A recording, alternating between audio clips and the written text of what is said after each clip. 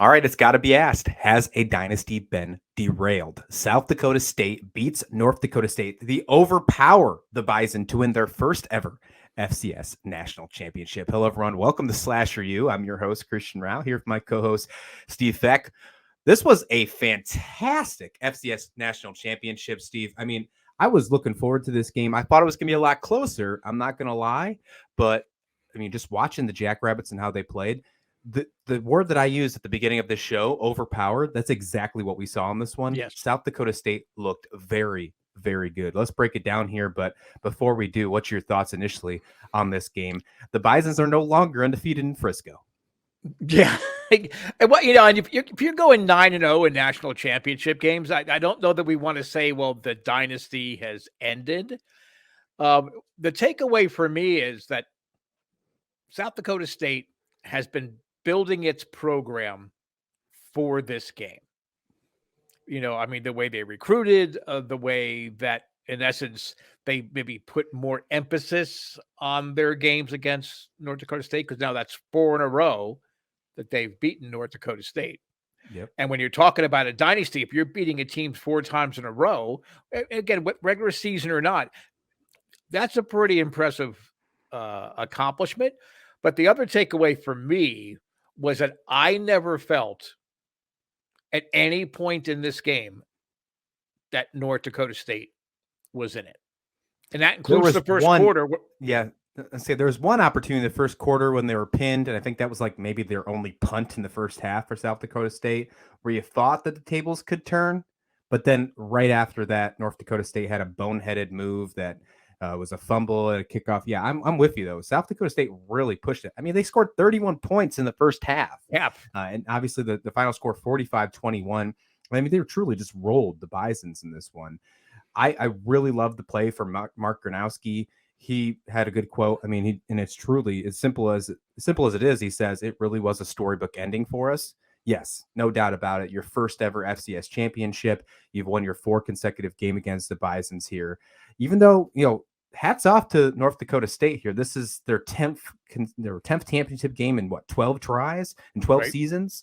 I mean, still, I'm with you. I don't think the dynasty is over, but probably a lot of question marks in the air as if they can continue to have their complete dominance moving forward, because we're seeing a team that just started in 2004 here with these Jackrabbits that finally gets the chance. They had an appearance in 2020.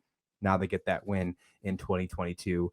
I'm looking forward to seeing what more of the FCS is with these two teams, because I'm sure this probably won't be the last time we see this FCS championship matchup. I'm sure we might see the Bisons and the Jackrabbits again, at least in a playoff format. This is definitely going to happen. But this game through and through was really good. When you look at this one, when you look at the points scored, the things like that, what really stuck out to you to being the true X factor in this game? Who was the true X factor? And obviously it's going to probably be for the Jackrabbits. Well, you know how I love my punters. Yeah. But, Hunter Dunston, he did a great job. Now, again, he's that Aussie style punter as opposed to the straight, direct, a traditional North American punter. But because he kicks with that looks like it's almost like a soccer style things, not only does he get his height, but when the ball bounces, it will tend to make that hard bounce and then trickle further down the field. So he wasn't necessarily kicking at 50 yards, but it was maybe going 40 yards and then bouncing 10 yards, and the Jackrabbits would pin it there. But I only kind of like half seriously say it was the punter. It was Isaiah Davis. I thought Isaiah Davis did a marvelous job. It was just a wonderful touchdown run that he had, but he had 22 carries. He really freed up Janowski and the Jackrabbits in general to be able to kind of push their agenda. I was wondering whether they would be able to come out like that, but their offensive line did a great job against the Bison's defensive front, and their linebackers. And even with all the injuries North Dakota has suffered, they still have a pretty formidable defensive front. But I mean, the South Dakota State offensive line was just amazing, and Isaiah Davis made them pay for every hole that got opened up. Yeah, Isaiah Davis had 22 carries, 103 yards, and a touchdown, as you mentioned. He also had 2 receptions for 28 yards. The rushing offense for the Jackrabbits was outstanding. 283 yards on 38 carries. They averaged over 7 yards per carry. Amar Johnson also went off for the Jackrabbits on 9 carries, 126. He had a really nice run for 55 yards. That was a beautiful run.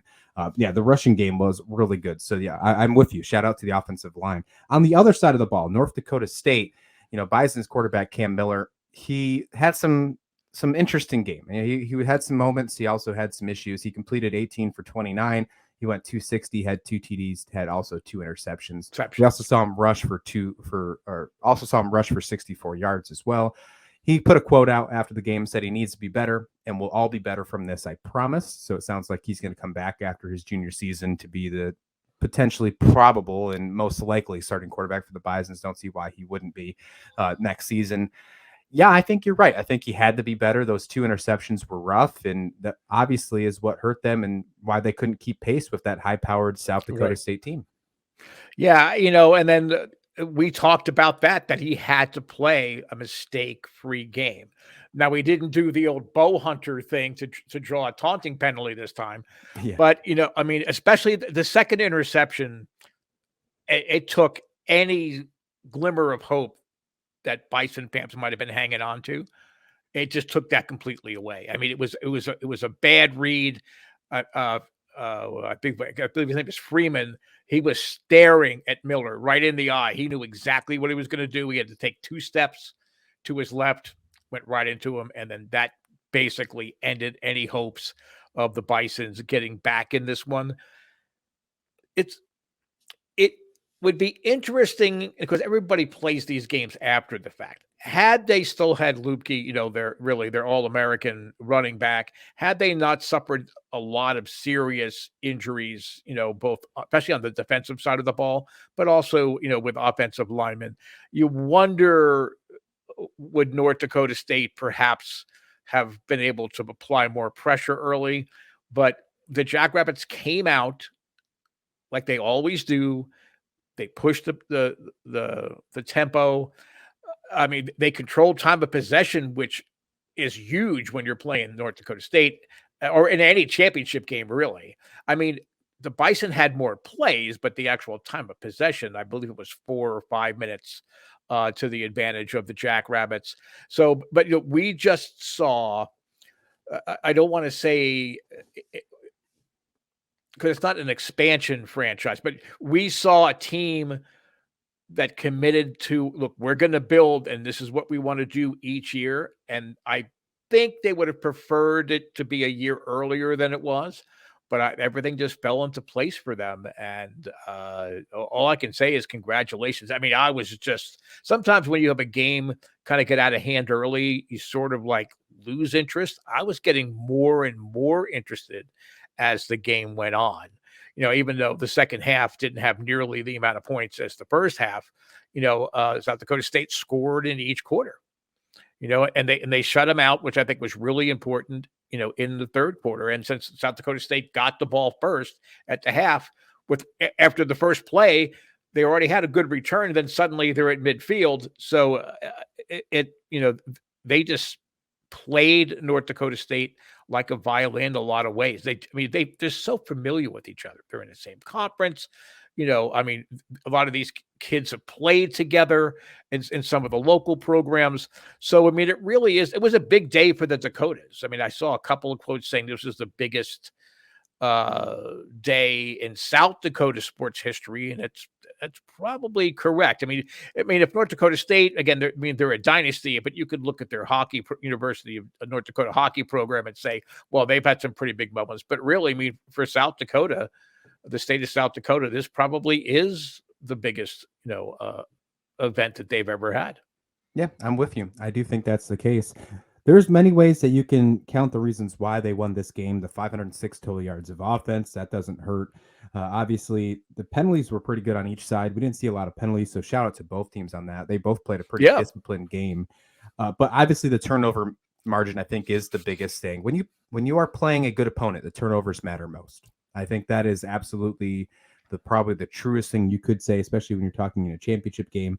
North Dakota State had 3-0 to 0 for the Jackrabbits. So when you have a -3 turnover margin, I don't think you're going to come even close. And that's why this one did get out of hand pretty quickly. It was a 24-point loss for the Bisons. Now, let's get into what we will probably see here in the future with this team. You would talk about, obviously, let's talk about the losing team first, North Dakota State. We discussed how this is a dynasty. 10 championship games in 12 seasons. We've seen them undefeated in Frisco until this matchup right here. What is your thoughts on North Dakota State moving forward? Are we still going to see this team in the playoffs? Is this still like a really still top premier team? Is this a team that can easily get back to the championship and rebound? What's your thoughts about North Dakota State? Well, I had quasi written them off this year. I didn't think they would get to the championship game this year. And it was primarily because of the injuries. I just felt that it was going to be too much, to expect for them to get back to the championship game. But it's like if you let's look at the FBS. It's like Alabama or Ohio State or Michigan, any of the traditional powers. There is a culture, there is a routine. Yes, the coaches change and, maybe the style of play is a little bit different, but as far as it being a destination place, I think that North Dakota State will remain that. I think that you will see players come there through the transfer portal, maybe even dropping down a division, going from the FBS down to the FCS, because there's only so many jobs at the FBS level. But so I think it's going to be a destination point. Players want to win, especially players that might be on that edge of whether they would have a pro career or not. I think for that type of player, going to a place like North Dakota State, and, in Fargo, and know, okay, you're going to be playing in a great facility in front of just really rabid, passionate fans, a good academic school, and they win. I mean, you want a chance to win. So for those athletes that are probably looking at it like, well, I want to keep playing, but I get it. I'm not that elite 5-star recruit. I still think that North Dakota State is going to be able to attract those players. And if you look at their roster, yes, a lot of them are from the Midwest, but there were a couple of players from South Florida, from Texas. I mean, these are kids that are maybe overlooked by the Power 5 schools, and the FBS schools, but they have talent. And by going to North Dakota State with that coaching staff, I think they're only going to retool. They're still going to want to just run the football. So they're going to recruit a specific type of athlete.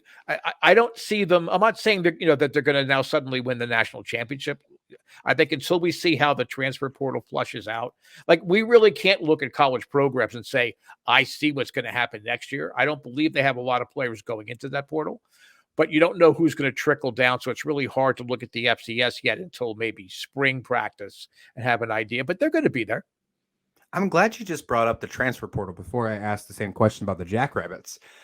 Do you think teams that really focus more on local recruiting, such as teams like South Dakota State, North Dakota State, do you think they are better off for the portal, or do you think they're more hurt? Do you think that it impacts them more because they don't recruit nationally? Right. Well, it's a double-edged sword to the degree that the players that got overlooked in some of these small programs. Remember, some of the high schools in the Dakotas and Iowa, Montana, they still play seven-man football. Some of the really smaller rural schools don't even play 11-man football. I mean, it's still an active. It's not as big as it used to be. I mean, Texas has a lot of that as well in some of the more rural areas. So there's going to be players that get missed. Now, players that really stand out, I think you're at risk of having their head turned a little bit if an Alabama or a Clemson or some other FBS school, comes to them and says, "Hey, we like the way you play. You can replace the guys we're losing in the transfer portal or to graduation." So I think there is that double-edged sword, but there's also, again, I really think both schools try to recruit players that are going to stay there for at least 3 years, but most of them are going to stay there for 4 years or maybe a graduate year, because it's just their pro prospects are relatively limited. So I think it's more important for those local players to establish their legacy at the school they grew up watching and grew up rooting for. It makes a lot of sense. I just find the transfer portal, the whole window, I find it so interesting, and we're just going to keep learning and learning as that goes around. Makes you wonder if a guy like Carson Wentz would have transferred out. It's an interesting concept. All right, how about these Jackrabbits? We just saw them win their first ever FCS championship. We saw them in the big game in 2020. They lost in the semifinals last year, so obviously they are on the up and up. We are seeing them very close to the tippy top, and now we see them at the complete pedestal here with the win over the Bisons. Are we going to see a new dynasty being born just in the southern state of the Dakotas this time, or is that maybe reaching a little too far?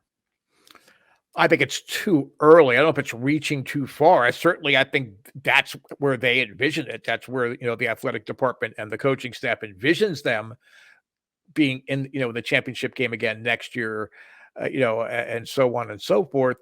But I think the FCS is a lot more balanced than it has ever been. I think that you have at least one capable team in just about every conference that could play for, get into that national playoff bracket. Because basically what we've seen here is what the college football playoff is now adopting by expanding, to the 12 teams. I mean, here you've got, what was it, 16 teams? No, 16. Yeah, 16.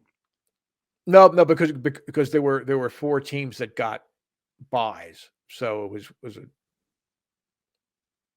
more than that, but it actually might have been a 2014 playoff, actually, because you got the top 8. Oh, in the FCS, yeah, 24 teams. Yep. Yeah, right. So the top 8 teams get a first round bye, first 8 seeds, and then you go there. So it's a 2014 playoff. That's a more traditional, I think, way, whether you're looking at baseball or basketball or any of the the quote unquote non-revenue sports. They're playing in these expanded national brackets. And, so they've sort of paved the way, said, look, this is the way to do it. And that's where the, I don't want to say greed. That's kind of harsh, but I mean, that's where the dollar signs were flashing up on the scoreboards at all of the FBS schools, especially the Power 5 schools, saying, look, if we expand this out, we really do have a cash cow here.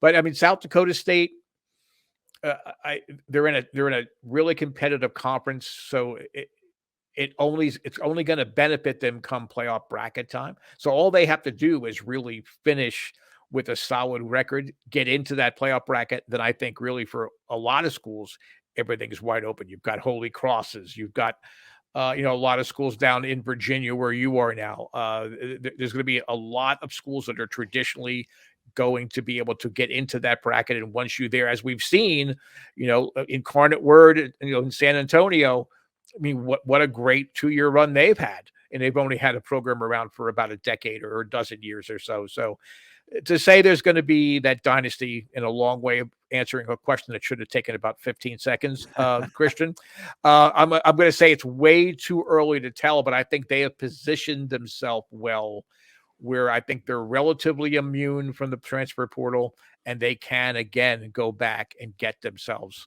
certainly in the playoff bracket and also to the national championship game. I'm looking for those long form answers. We're not a text messaging service. We're a nice podcast here, part of SlasherU. South Dakota State finishes with a 14-1 record. Head coach Stiegelmeier said it's fun to be first. Really proud of our program. It was a fun game for the Jackrabbits. I absolutely 100% agree. It was a very fun day to be a South Dakota State fan.